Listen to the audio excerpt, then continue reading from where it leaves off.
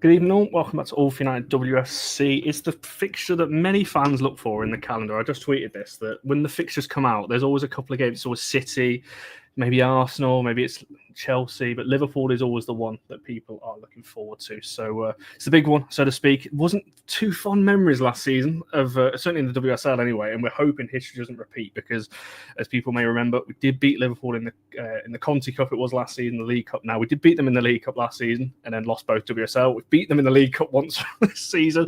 Let's see how the WSL goes. So we've got a lot to get into. Get all your comments and all that kind of thing. As you see, I got Lauren debuting on the channel. So firstly, thanks for hopping on. How are you doing over there? You are on mute, by the way. I apologise. I had to mute you during the intro.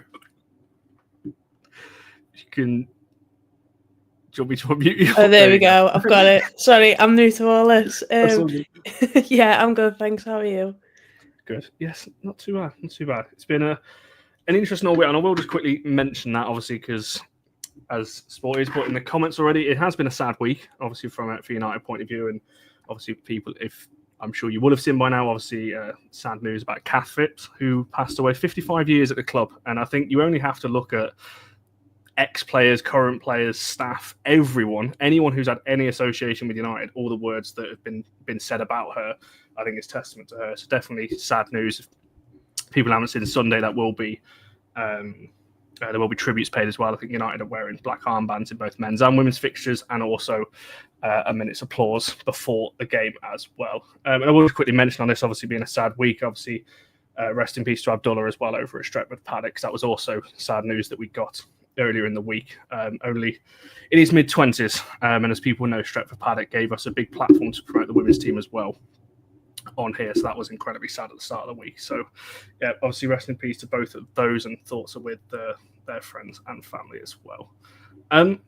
On to the game Sunday. I'm going to ask you kind of what I ask everyone when we kind of get an opposing point of view in terms of your season so far, into looking at Liverpool, how the season's been so far, because it's last season, I think, obviously was an amazing season from a Liverpool point of view in terms of jumping up to fourth and so on, beating United twice, as kind of briefly mentioned at the start. But how have you viewed Liverpool so far this season? I'd definitely say we came into this season with high expectations, considering, like you just said, how we finished last year. Obviously currently sixth, with 9 points, 6 points off yourselves, I think, who are above us.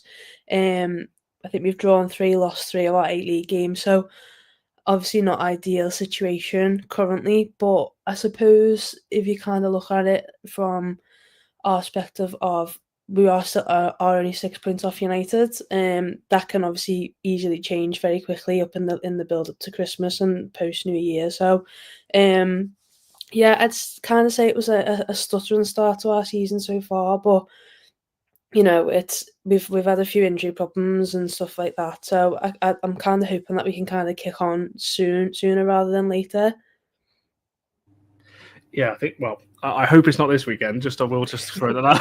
I think the season didn't kickstart, but we'll come back to that. But yeah, I think I've been not surprised is probably the wrong word. I think, because as we briefly spoke about, when you look at the results in particular, obviously Everton was a standout, I guess, defeat in November, but obviously massive controversy over the goal in that game. So you could argue that obviously very unlucky in that one. A late defeat against City at home as well. That kind of, I think it was Body Short, she scored in kind of added time. So on paper, I mean, is that kind of how you're seeing it? Is it as bad, I guess, results-wise as maybe it sees performance-wise? Because obviously I'm going to come back to this from a United point of view at the moment, but United are maybe the other way, where results are actually very good, but performances are not at the level of the results, if that makes sense. Yeah, I mean, I think we can definitely perform better. I think our best game of the season so far has been Manchester City at Anfield. Like you're saying there, you know, obviously a late winner for them, but that was definitely our best performance so far. I think it's just, I don't know, we kind of just haven't got really into it this season, which is a bit bizarre considering some of the players that we've got. I mean, Olivia Smith's probably been our brightest spark. She's really rejuvenated this side this season. But yeah, I mean, there's been some results for us, you know, like West Ham away, where we should be winning. We shouldn't be coming away from that with a draw. So we've kind of shot ourselves in the foot at times, which has been really frustrating because we have had really good spells. We've had great starts to games, but we just haven't been able to capitalise on them, which is kind of frustrating for us as fans, but I'm sure it's frustrating for the team and for Matt Beard as well because, you look at our squad, it is an excellent squad and it can compete, but it's just about actually doing it on the pitch now. I think that's it, isn't it? It's translating those performances. Sometimes we've seen with Brighton this season already. They're still in the top three going into this weekend as well. I don't know who Brighton have got actually this week. Oh, they've Chelsea away, so I would imagine probably a defeat coming from Brighton that way. But even still, it's a solid. Brighton are essentially doing what Liverpool did last year, where they're picking up those results. And one of Liverpool's big things last season was beating the teams at top five. I think Liverpool had one of the best records against the teams in and around them. It was the teams lower down that maybe were dropping the points that pushed them away from the top three in the end.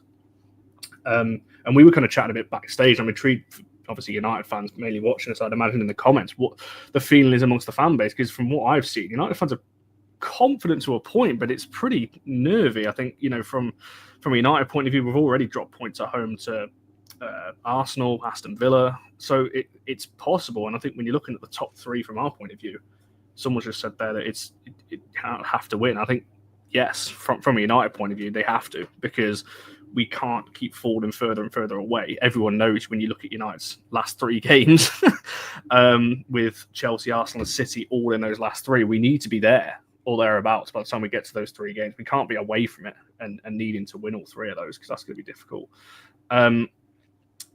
And yes, good. We've got no injuries probably. Obviously, Jade is the one. I'll probably come to this separately, but someone's just asked whether Turlin's fit and ready to go. She should. Mark said yes. That's kind of lines up with what I've heard as well. So yes, I would imagine that she is probably going to be starting, if not play a good portion of the game. Jade is potentially a bit hit and miss, so we'll wait and see what happens with her. And obviously Tooney, Lisa and Aoife Mannion are not going to be available for Sunday as well. There's a comment here from Highland. We were literally just chatting about this backstage, saying the thing that surprised most about Liverpool this season, how little they did at the transfer window. Only 3 incomings, and none of them really replaced the ones who left. Is that not an area of frustration, but is that kind of how it's seen from a Liverpool point of view? Because obviously a lot of money went on Olivia Smith, as we kind of mentioned. I want to come back to her actually as a separate talking point. But is that kind of how it's seen amongst, kind of through the Liverpool eyes as well? I think it's definitely it has been a topic of conversation in terms of our incomings in the summer. I mean, we had a brilliant opportunity to capitalise on finishing fourth in terms of bringing players in. We obviously have brought players in. We've brought brilliant players in, but there's definitely other areas within our squad that we probably should have strengthened. I think a goalkeeper for me is the big one. I think we definitely need to look at getting another goalkeeper, because just unfortunately for Rachel Laws and Tegan Micah, they're just very injury prone at the minute, which isn't ideal. So I think maybe I would have liked to have seen a starting keeper come in and challenge for that spot.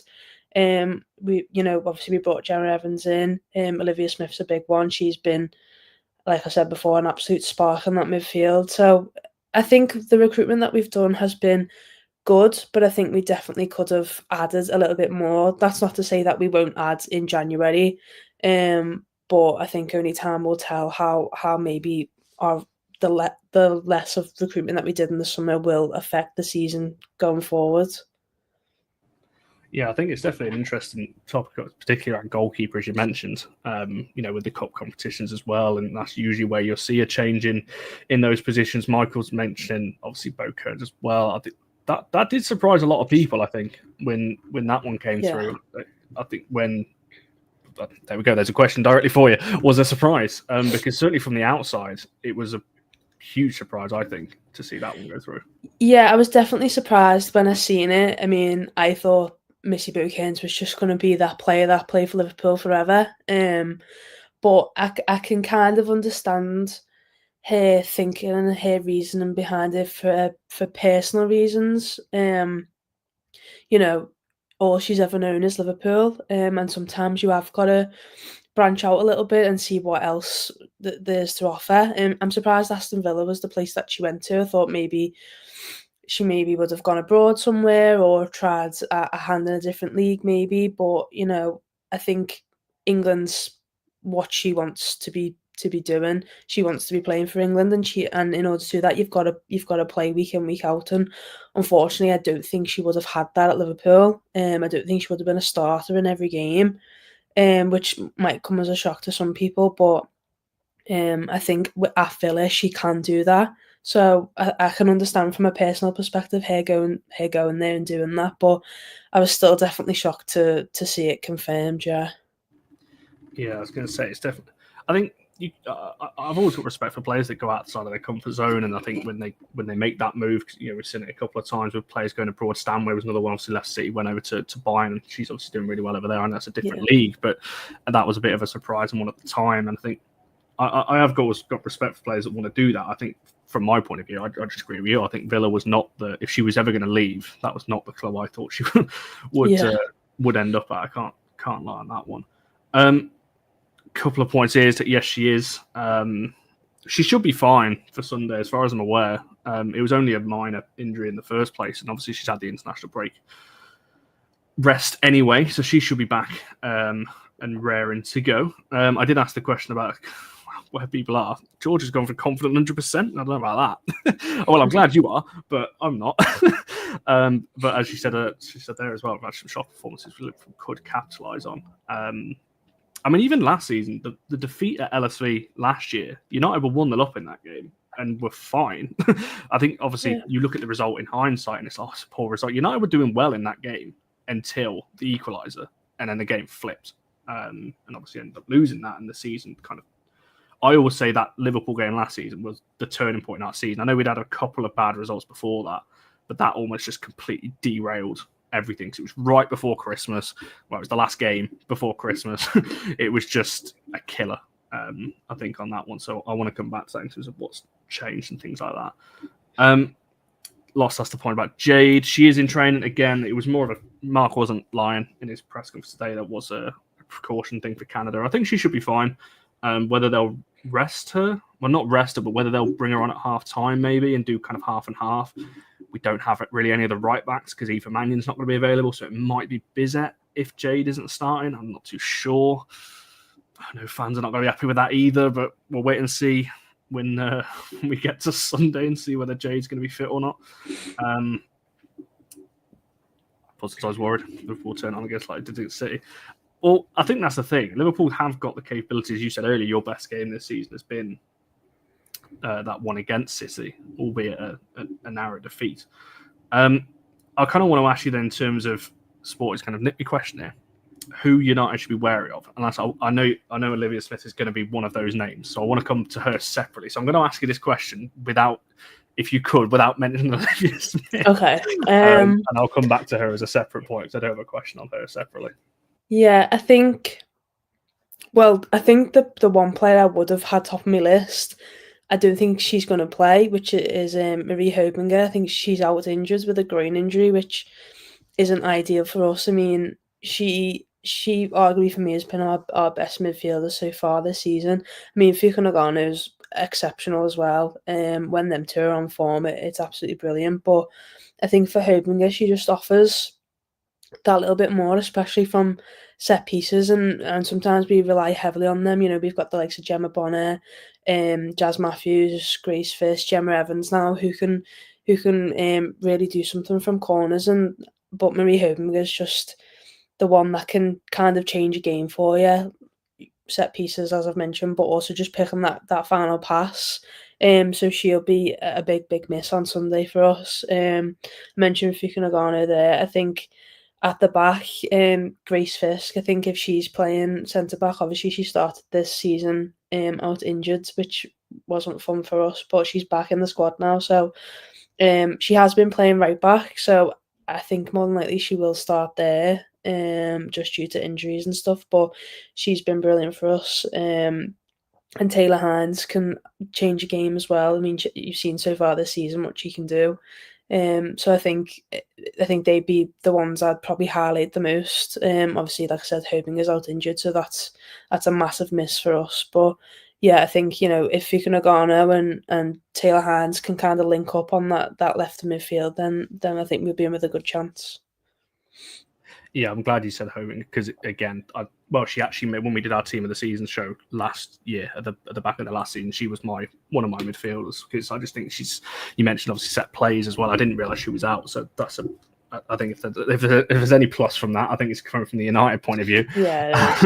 From that one because you mentioned set plays, and she scored a direct free kick this season as well. Yeah, and it's even like it penalties. You know, if you get a penalty, you know, if she steps up, you've got 100% confidence in her as well. So she'll be a massive miss for us.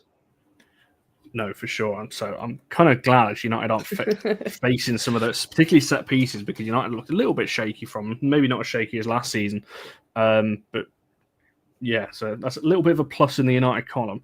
On that one, I was just having a look at some of the recent stats actually while you were saying some of the players there. Yes, Erling, he did. That's on that one. So yeah, a miss for Liverpool, that's for sure.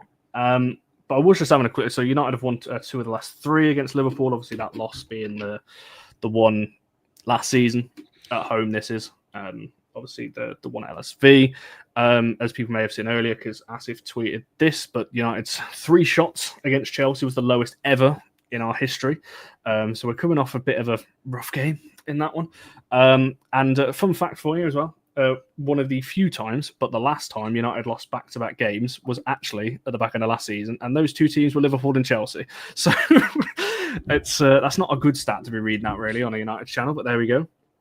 There's not too many favourable stats in United's favour, I can't lie, when I was going through this earlier, because we've not got that many players that have currently scored against Liverpool in the United shirt. I'm trying to get it up in front of me to read it out, but I think there's only 2 Liverpool players currently that have scored against United in the WSL, and that is Hines and Clark. So that's that one. And from a United point of view, for people who are interested, only Rachel Williams, Hayley Ladd, and Ella Toone have scored against Liverpool in a United shirt in the WSL. There are other players that have scored, just not for United. Janssen being one of them. Janssen's one of our top scorers, believe it or not, against Liverpool, but that was all those years ago against Arsenal. That's not. No, it really isn't. Yeah, obviously, someone's put that Tooney won't be. Well, as Mark said today, she's not going to be available this year. So, yeah, she's definitely not going to be in the team on that one. It was a good result, Michael, apparently. Yeah, we won't get into all that again. Let's try and be a little... Well, I don't even know what... We'll see after Sunday. And we'll go from there, because Mark had some interesting things today in his press conference as well, which I'm sure people want to talk about. On that, Mark did say in his press conference today that Liverpool are different to last season when got asked about the 2 defeats in the WSL. What would you say are the differences then to last season? Obviously, there's a couple of players missing. I actually think Corvisto was excellent for Liverpool last season. Obviously, I think that's a loss from a Liverpool point of view. Obviously, Roman Haag was, I don't know whether she's available this weekend, but again, brilliant up top as well. I don't think she is, no. Okay, so there's another player potentially missing as well. But what is the big differences then? Because Mark obviously mentioned this in his press already, so clearly he's seen something that can be different. Yeah, I mean, it's an interesting comment because I don't know how we're different because, like you say, we've lost players. Then I do think we've been at our best this season. So it's interesting that he says we're different because does he see that from as a good difference or a bad difference? I'm not sure, but I think there's definitely more to come from us. So it's an interesting comment to make. I think maybe defensively we haven't been great. So if he's talking about badly for Liverpool, there's definitely been defensive issues. So maybe that's what he means, and that's what to look out for. But I wouldn't describe us as different because even though we've lost players, we're still playing the same system. So it is an interesting comment to make, I think, from him. I was just getting the quote up while you were saying there. So yeah, Liverpool are different than they were last season. They've always been good defensively strong, solid defenders in the box. What they've added is a counter-attack speed and quality transition.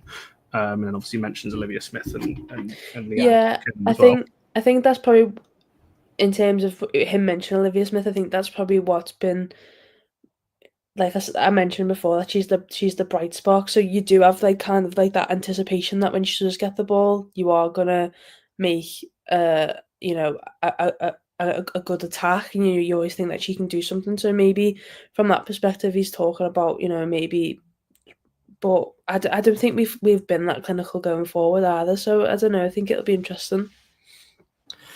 No, absolutely. I do see some of your comments in the chat as well. I'm going to ask those. Don't you worry. I've starred them on that one. For the aggressive. Honestly, I think you could create some kind of game out of the amount of times energy and aggressiveness is used, I think, in interviews and things like that, because yeah, it's a lot on that one. But well, there we go. Olivia Smith, right? I've been waiting to ask you this because, as people know, I love watching the Canadian team. Obviously, we've got two at the moment with Jade and Simi over there. But Olivia Smith is somebody I was so jealous, I can't lie, when I found out she was going to Liverpool, because that's somebody I did want at United. How good has she been this season? And kind of has she lived up to the hype as when you initially signed her? Yeah, I think she's been exceptional for us. I think she's really added to our squad this year. I think there's kind of it's the fearlessness from her for me. She just for someone so young, she doesn't look phased at all, and she's such a young talent, but she's experienced at the same time. I mean, I know we weren't the only club in for her in the summer, and so that's obviously positive on our end that we've managed to be able to snap her up. But she's just been game changing at times. I mean, you've only got to look at our goal against Manchester City, how impactful that was. And I think she's just been exceptional for us, and really kind of lit a fire in the bellies of Liverpool fans. This is a player who's so highly rated, both domestically and internationally, that we've managed to bag her. So it's been brilliant, and it's been great to see, and I'm just really excited for her to kind of kick on. I mean, it's her first season in WSL, so sometimes there's a lot to get used to, but I think she's been brilliant so far, and she can only get better from here. Isn't she only 19 as well? Is it 19 I think so, yeah, 19, yeah. Like, that's just crazy. It's mad, isn't it? I'm just fact checking that before while I said that. Yeah, she's definitely still a teenager. Oh, is she 20? Oh, there we go. So a bit old, but even still, that's still ridiculous. Even still, yeah, 20. And everything else. I just think that's why I said I was so jealous when I remember speaking to people about her last year before she was in the spotlight that she's in now, and there's obviously a lot of hype around her as the player coming through, and now just seeing her, obviously smashing. I hope she doesn't on Sunday, but I do have a feeling when I'm going to come to my score prediction at the end, and you'll notice that there's not going to be a clean sheet from a United point of view when I give mine, because I do think she will score, because I just think, like, as you said, it's something maybe a little bit different, right? I think Roman Haga is a different kind of forward to what Smith is from that point of view. So going back to my first question about the differences, that's maybe it, that Roman Haga, to be fair, from a positive from United, I might just spin it slightly differently. A player like Smith might suit us a little bit better, because Roman Haga last season, and Liverpool's big strength last season, was being able to hold the ball up high up. Our centre backs didn't really know what to do with her. Set plays was a big part of it as well. And Smith, different kind of forward, might be better for the likes of Laetitia and Turner. Maybe still going to be a handful, but maybe that on the ground a little bit more running at her. They're going to have the work cut out, but might suit them a little bit. I don't know. We'll find out on Sunday when she lines up. It does feel crazy. I always say anything past 2000, and I'm just like, no. Yeah, I'm the same. I mean, I'm like end of 99, but I'm still just there. So even now, like, even when someone says like 2000, and I'm like, wow, how are we having a conversation? Literally, me being 98, I'm kind of just before, so I can get away with it. But yeah, it is crazy to me. yeah, it's scary. But as you said, lots of years ahead of her to get even better than she currently is. Certainly one to keep an eye on from the outside. There was a couple of questions for you, one about Liverpool, one about United. I'm going to save the United one in just a second. But I don't quite know what the angle of the question is. I'm assuming this is just about Matt Beard in general and his tactics. Because I was actually speaking to someone earlier, and maybe I shouldn't be saying this on the United channel, in terms of I do really like him actually. I think what he says, I think maybe against United, obviously the passion's there. I think he's been sent off more than once against United, so obviously clearly passionate on the touchline. Have you got anything on that question in terms of him and the tactical side of it? In terms of Mappy personally, like I really like him. He came to us at a time when we were in a bad place, and he stuck by us as well, and it really got us out of a bad rut.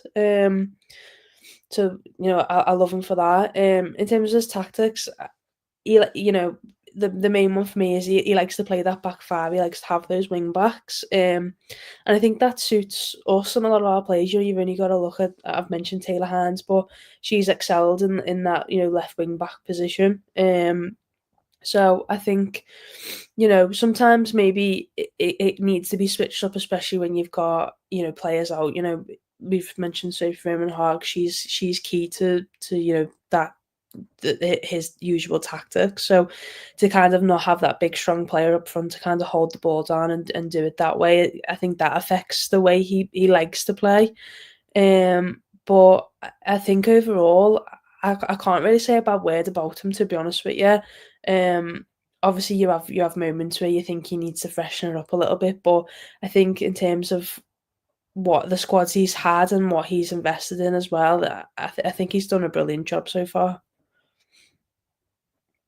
Yeah, I tend to agree with that, and I think I said to someone before that I think even going back to his West Ham days, I think was did good things there. Obviously, again, maybe didn't get the back in towards the end with players and money, and obviously we're seeing what West Ham are currently at. Obviously teetering on relegation at the moment as well. So I tend to agree with that one as well. And yeah, I think that's a fair point. Doesn't matter. I think that it speaks well, I think, in interviews and things like that when a manager is just straight up and just honest. I think you know what you're going to get sometimes with other managers. And I quite like that, Matt. He's very to the point, and if it's not good, he'll tell you. He has a lot of time for people as well, which is something you take note for. He's never one to shy away from saying hello, and obviously being involved in the media and stuff. It's a little bit different for us because we get to see him on a more personal basis. But I think that's something that always stands out. He's not one to not say hello first before he starts his press conferences or his post-match media. And regardless of results, he's always polite to speak to, and he's a good laugh as well. So yeah, I think Beardy as a person, he's just a lovely fella. No, absolutely, certainly seems it from the outside as well. On that one. Flipping it to the other side, there was a question. What's Sam's opinion on the United manager looking at from the outside? And I think this is a good time to ask, purely because there's obviously been a bit of back and forth with people on Twitter this week. Certain, I guess, pundits maybe not agreeing with United fans, and I think we've seen this over the last kind of 18 months, 2 years, and so on. And I think we're starting to see maybe a shift this season. It's something I've written about a couple of times. How does it look from the outside then, looking at it? Because Mark's 4 years in now, or into his fourth season. There's obviously a lot of frustration from fans. I think we could probably win the league this year, and I don't think it would change fan opinion, if I'm being totally honest. I think that ship has sailed, which is crazy to say in some respects. But how does it look from the outside in terms of the current noise, I guess, around him? Because it is the talking point right now. I think when you speak to most journalists, they're all writing about it when it comes to United. Everyone's talking about it. Ian Wright and obviously in his podcast is talking about it now as well. So it does seem to be the big one at the moment. Yeah, I mean, I don't know 100%, what's going on with him, but I think, like you said there, a lot of people are making comments about him at the minute. I think when he signed for Hughes, it was definitely an oh my god moment for fans around us because what he's done previously. I thought he can take United to big heights here. I think I think he probably just hasn't delivered as what maybe people expected. Like you said there, you guys probably should be challenging for league titles and being right up in there. I mean, you're always in the thick of it, but I think you probably should have won more than you have so far. So I think it's an interesting point, but I think once you start losing the fan base, that's bad. That's a bad thing because at the end of the day, as much as clubs probably say they don't, they do listen to fans. So I think once you fall out of favour, it's very hard to gain that trust back. So I think he's got to kind of try and win yours back over again now, which is going to be a tough job. Yeah, I think that's the thing, and I personally don't think he can. If I'm being totally honest, I think a lot of people. I think there's just too much. I think when you look at, there's just so much. I think at the moment around the noise. Irene Guerrero's interview recently, I think, was a pretty damning indictment as well. It's just a lot of noise, and I think that only ends one way. And I've kind of always said, I think, again, this is not this is purely my opinion, not the opinions of All For United WFC. But I just think it's more of a when. I think now than kind of an if this is going to happen, because I just think, as you said, I think once you lose that, and particularly match-going fans, because that's visible, you can hear it in the ground and everything else. I think once that's gone, it's very hard to get that back. So, yeah, it's interesting one. Certainly a loss on Sunday will not help. Yeah, they definitely will not help. And I think your couple of fixtures going forward as well. I think, if you get a few bad results there, especially before Christmas, we know what it's like in the WSL. You've got to win your games before Christmas because it's such a long winter break that by the time you come back, you've completely forgotten about what you've done before it. So these next few games are crucial for everyone. So like someone just commented there, I think he's on borrowed time, and he probably maybe is. So I think if he doesn't get the win on Sunday or a decent run of results before Christmas, now he's definitely in a bad position. Yeah, no, I tend to agree. I think, well, as I said the other day, I think our next 3 games are certainly winnable. Liverpool at home, Newcastle at home, and Palace away. You would expect on paper that to be 3 points, but then I expected Aston Villa to be 3 points at home and Brighton away maybe, and I didn't expect Chelsea. I thought we'd lose to Chelsea, but I didn't think we'd only have 3 shots and 2 of them come in plus in the 90+ minutes. So yeah, I think someone said this. I think Sporty said this earlier on. Results wise, on paper, like I said, 1 point off top 3 doesn't look awful, but performance wise has been massively disappointing, I think, this season. And it wasn't going to take a lot anyway, I don't think, to sway the fan base after last season. You can't lose 6-0 at home and then go into a new season with maybe fans kind of waiting. So, yeah, just looking at the chat, it does seem to be pretty much in agreements with that as well on that one. I kind of wanted to speak to you then, a player that both teams will know very well. And I do feel sorry for her, I can't lie, because I feel like she got a pretty rough time at United, playing out of position for the most part at left back, and that is obviously Gemma Evans. What have you made of her? Because I think, as I said, I do feel sorry for her because I think she got a lot of blame last season for for goals we conceded and performances and things like that. I did stand up for a little bit and say, well, she's never played left back and she's playing there. And particularly against the team she played left back, I'm talking Man City in the Cup and Arsenal at the Emirates, like you're always going to get, our natural left back struggle in those games, let alone a player out of position. So what have you made of her? Because I know there was mixed reaction, I think, from Liverpool fans from what I remember when you signed her as well. It was a bit like, oh, like what's going on here kind of thing. Yeah, it's not like a shock. It wasn't a shock signing, but it was definitely one that made you go, "Oh, okay." Like didn't kind of see it coming.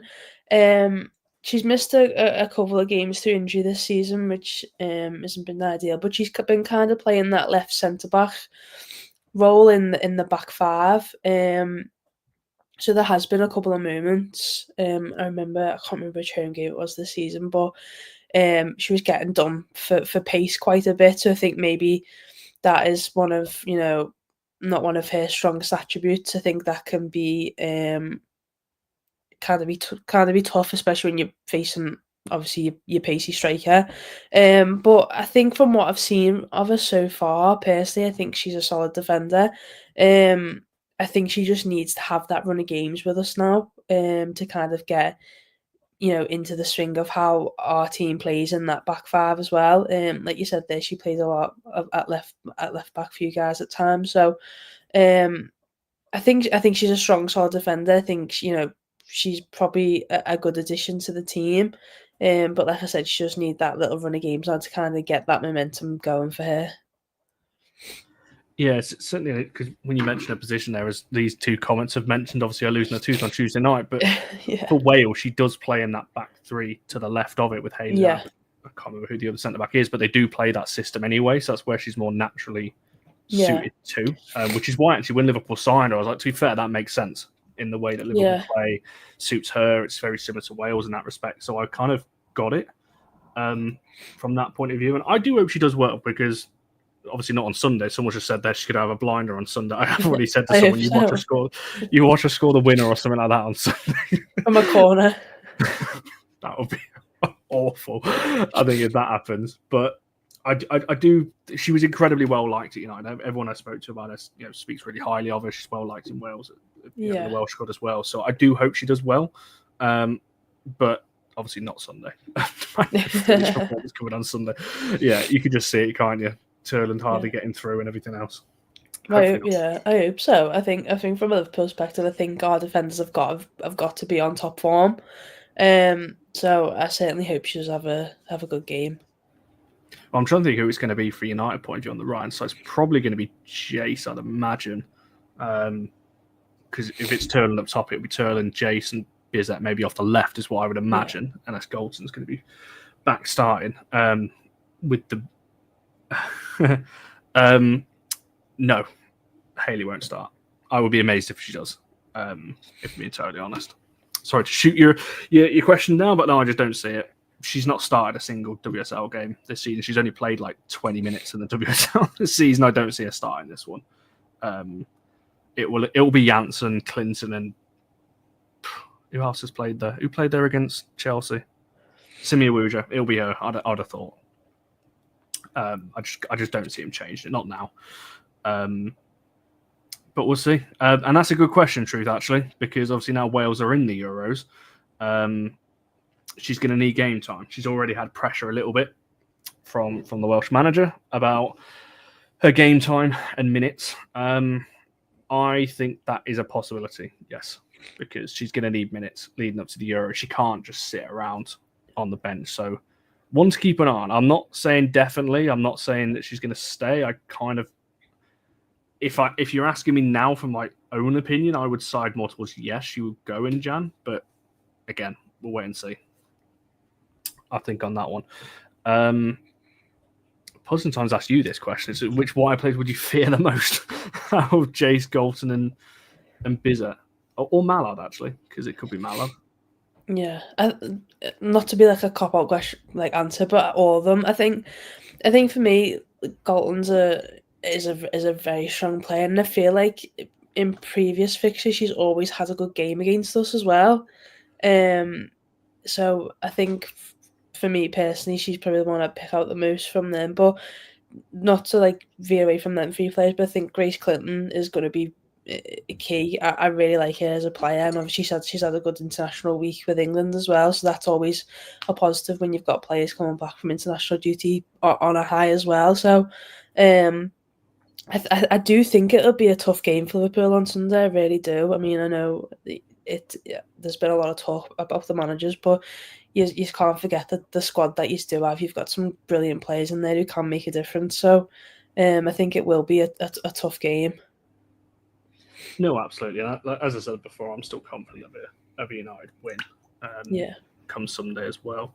Kind of my last kind of question before we come to kind of score predictions. I'd love to wrap this one up, unless there's any more questions in the chat that I'll come have a look through in a second. Just what your season expectations are from here, from a Liverpool point of view, then, in terms of obviously still in the Cups. The FA Cup hasn't started yet for the WSL sides. League position currently 6 points off United in sixth. Currently in 6 points off United in fifth. What is the kind of aim from here, do you reckon, from Liverpool? What would be a success from where you currently are? I think obviously I've mentioned the high expectations considering the position we finished in last season. I think if I do think we'll finish top 4. I think if we're in and around the 5th and 6th position, I'd be happy with that. I think it's important to kind of just stay close to those top 4 teams as possible. I would like to see us go on a cup run. I think in previous seasons we've kind of put that on the back burner because we've been so focused on the WSL, especially when we got back into it after relegation. We were just kind of set on staying there. I think, we're here now, so I think it needs to be that Liverpool should go on a cup run. You've got to start adding trophies to your season. So I think a cup win would be really nice. I think a lot of Liverpool fans would really appreciate that as well. So yeah, I think for me personally, one trophy at the end of the season and a fifth, sixth league position would be brilliant. But it's very hard to win in those cup competitions sometimes. So I wouldn't put any money on it. Like, I think that's the thing, actually, certainly the FA Cup, because I think it was Leicester that knocked you out last season, certainly at home as well. I think that's a game, certainly last season, I would have thought Liverpool would have won, and then obviously it would have been Spurs. Good chance of getting to Wembley then, and a United-Liverpool final. I actually think would have been a lot closer last season, because although amazing day and I would not change the FA Cup final, it was so one-sided. It did not feel like a final at all. Our final was the semi-final, really. And the final was just more of a party day, being totally honest. I'd absolutely love a trip to Wembley. I really would. I think it would be absolutely brilliant, especially with our fan base. I think, we do turn up when we can. So I think that would be good to see. A United-Liverpool final, there we go. That's what I'd actually really like that, actually. Yeah, that would be good. At Wembley. And yes, it was, Simon. It was a party in the sun. It was boiling hot for those who were at Wembley that day. It was really hot that day. Do you remember that? Right, let's come to score prediction. Do you want to stick a score on it? Which way you leaning towards? I mean, I've obviously got a lean towards a Liverpool win, haven't I? I can't come on here and say a United win. I'm going to go for a 2-1, and I think it'll be a tight game, and I think it could go either way, but I think I've obviously got to go for a Liverpool win, so I'm going to go for 2-1, and I think Olivia Smith will get both goals as well. My Canadian friends will be very happy with that. I think 3-1. I do think Olivia Smith will score, but I think 3-1. United aren't scored all that many. We've only scored 11. Liverpool have conceded 12, so we're very similar in terms of how many we've scored and how many Liverpool have conceded. But the thing is, I said this last year. I was like, I can't see any way that Liverpool win, and then they did. So I'm kind of a bit like, I don't know. I'm going in with the mindset of I don't think we'll lose, but I can see us not winning, so drawing essentially. A 1-1 then. Yeah, we've got that in us this season. As expected, a lot of people, 2-0, 1-0 Liverpool. Truth, come on. Can't be having that. Or the most boring 0-0. That could also happen. Yeah, 1-0. Oh, 90 plus 3, I'd hate that. Again, as well, as you mentioned, obviously, before, with the City game as well. I might go for a Gemma Evans 90th minute winner here to make it 2-1 now then. Oh, someone sent that to me earlier saying Gemma Evans 90 plus 4. So crazy. Oh my life. I think that would be the end. An ex-United player scoring the winner in this double. That would be, from my perspective, that would be brilliant. Yeah, wind assisted, because it is supposed to be quite that's if the game's on, guys. Like, I was gonna say, I'm assuming you're up north or something like that. Is it? Yeah. At the moment, or do you reckon there's a possibility that it could? I know the Merseyside derby tomorrow is. Yeah, it's done nothing but rain all day. And Tim, I don't know what the wind is. We're expecting like 70-mile-an-hour winds, I think. I don't know whether that's here or not, but we'll do well to have a game of football on that tomorrow. But it's fine. We're used to it. It's all right. That's good. Yeah, one to keep an eye on Sunday. It should be all right, I think. By Sunday, I think tomorrow is the big one. With some of the men's fixtures. There was a quick question for you actually before we look to wrap this one up. Obviously, Liverpool did move ground this season as well. That's the first time really we've been able to talk about it on here. Playing at St Helens, has it been good, or are the fans still disappointed about leaving? That's just Prenton Park. Was the Tranmere ground? Because I can't lie to you, as an away fan, I used to love going to Tranmere. I think it's proper old-fashioned away end. Made a lot of noise under the roof, and I used to love it. I've not obviously been to St Helens. We won't be going there because Anfield this season. this reverse fixture. But what's your thoughts been on that one? Yeah, I mean, Prenton was brilliant. I love to go in there. I've got nothing but like good memories from Prenton. The only thing that we didn't like was the fact that it was blue seats, which wasn't ideal. But it's something we could look past. But St Helens Stadium's been brilliant. It's nice walking up to a stadium and seeing it kitted out in Liverpool flags, and it's basically our ground for the majority of the season due to the rugby fixtures being played at different times. So that's obviously a big plus. I think for me it kind of feels a little bit bigger. So I mean, I've sat in the media sections so far this season, so we're looking out at the fans. But I think it's just one of them things that just takes time to get used to. Obviously, like I said, very fond memories of Prenton Park, but I do think St Helens will be a good place for us now. And that's kind of just something that we can make our own. So I think it's a positive move overall. Yeah, I'd say so. I think, as you mentioned, obviously, when you have something of your own, obviously, LSV is quite lucky with that. Similar to, obviously, what you said there, obviously, with the rugby games don't tend to, although it's a bit weird this season, LSV, for those of you that go in, obviously, there's a big Lee Leopards shop just in the middle of the car park now, which obviously is not United branded, but can't have it all. It is their ground at the end of the day. So, but that's a little bit strange. But yeah, I tend to agree. And obviously, as United fans, as George said there, and Simon, it was the best of it. I used to love it. Yeah. It just used to be when you chant under that roof and everything else. It just used to be quite, and behind the goal as well. I'm not a fan of this all like Leicester when you're off to the side or like pitch. No, none of that. Behind the goal, in the corner somewhere. Yeah. We go from there. How many? Is it still called that? Surely not. It is still called that. Yeah. It is still called that, yeah. I just refer to it as St Helens Stadium because I just feel weird saying Totally Wicked Stadium. Like it just doesn't sound right when you're talking about it. So I always just refer to it as St Helens, and that's it. I was going to say I've never called it that. I knew that it was. I didn't realise it still was. There we go. Yeah. Learn something every day. Right, we'll look to wrap this one. You mentioned obviously some of the immediate stuff as well. If people want to, I guess, follow any of that or find any of it, where can people do all that if you want people to follow? Mainly Twitter. So my Twitter handles at Lauren Black at Lauren_Black9. So if you want to follow me on there, you can. And obviously for Liverpool fans, I do the Anfield Rap podcast and bits and bobs with them as well. So you can check that out. But Twitter's the main space that you'll find me on.